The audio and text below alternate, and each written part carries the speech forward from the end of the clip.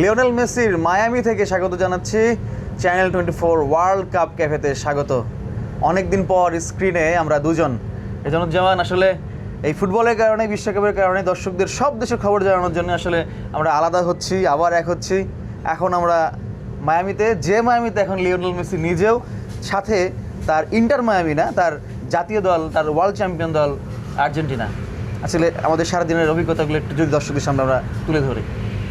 এবং আর্জেন্টিনা এবং মেসির কারণেই সারাদিন ব্যস্ততম থাকে এবং ব্যস্ত ছিল আজকেও। এবং যে সময়টা আমরা হাজির হয়েছি এখন কিন্তু মধ্যরাত এই যুক্তরাষ্ট্রে। দর্শকরা আমাদের নিউজের মাধ্যমে জানবে না, একটু অন্য ব্যাকগ্রাউন্ডের কিছু গল্প যদি শেয়ার করি। যেমন আজ আমরা মায়ামি বিচে গিয়েছিলাম, বিখ্যাত সেই মায়ামি বিচ, যার নামটি সবাই জানেন।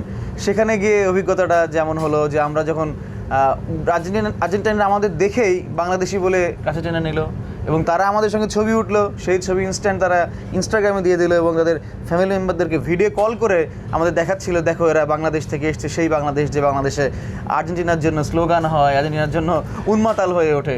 এবং অনেকগুলো ঘটনাই বলি আমি যে আর্জেন্টিনা এবং বাংলাদেশের এই বন্ধুত্বপূর্ণ সম্পর্কটা কিন্তু গত বিশ্বকাপ থেকে সবচেয়ে বেশি। কাতার বিশ্বকাপে বাংলাদেশের সমর্থকদের পাগলামির ভিডিওগুলো এতটাই সোশ্যাল মিডিয়াতে ভাইরাল হয়েছে যে আর্জেন্টিনা পর্যন্ত সেটা ছড়িয়ে গেছে। এবং তার প্রেক্ষিতে যেখানেই আমরা যাই আর্জেন্টিনা সমর্থকদের বাংলাদেশ পরিচয় দিই, তখন তারা আমাদেরকে আসলে জড়িয়ে ধরে, কেউ বন্ধুত্বের কথা বলে, কেউ একদম চিৎকার করে ওঠে। কারণ তারা আসলে জানে যে বাংলাদেশ এবং আর্জেন্টিনা হাজার হাজার মাইল দূরের থাকলেও তারা এক সুতায় গাঁথা আর্জেন্টিনাকে সমর্থন করে বিশ্বকাপে।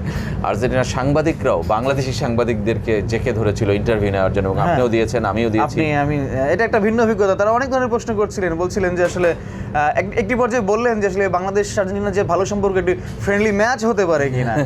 এই ধরনের আলোচনাও কিন্তু আসছে যে ফুটবলের যে ভালোবাসা, যে ডিপ্লোম্যাসিটা, আসলে স্পোর্টস ডিপ্লোম্যাসি বলা হচ্ছে বিষয়টাকে, সেটাও কিন্তু আসলে ডেভেলপ করছে। এবং বাংলাদেশ তো গত বিশ্বকাপের পর দূতাবাস নতুন করে চালু করতেও আর্জেন্টিনা চালু করলো আর কি। এবং friendship, it's almost all about friendship, এবং ফুটবলের ভাষাটাই এক, সব কিছু এসে এক জায়গাতে কিন্তু মিলে যায় যেমন। এবং ভাষার কথা বললেন, বাংলা ভাষার কথা বলতে চাই। আমার একটা অভিজ্ঞতা, আজকে মায়ামি বিচ থেকে যখন আমরা হোটেলের পথে আসছিলাম আর্জেন্টিনা দলের আসার কাভার করতে নিউজটা, তখন আমাদের এক ভেনেজুয়েলার ড্রাইভার ছিলেন, তিনি কিন্তু বললেন তোমার ভাষার গান ছাড়ো। আমরা বাংলা ভাষার গান ছাড়লাম এবং যারা ছিলাম ওই ট্যাক্সিতে সবাই কিন্তু বাংলা ভাষার গান শুনলাম এবং কিছুটা হলেও আমরা ফিরে গেলাম বাংলাদেশ। ফুটবল মাঠে আসলে অনেকেই শত্রু অনেকের, কিন্তু তারপরে বাইরে আসলে সবাই সবার বন্ধু।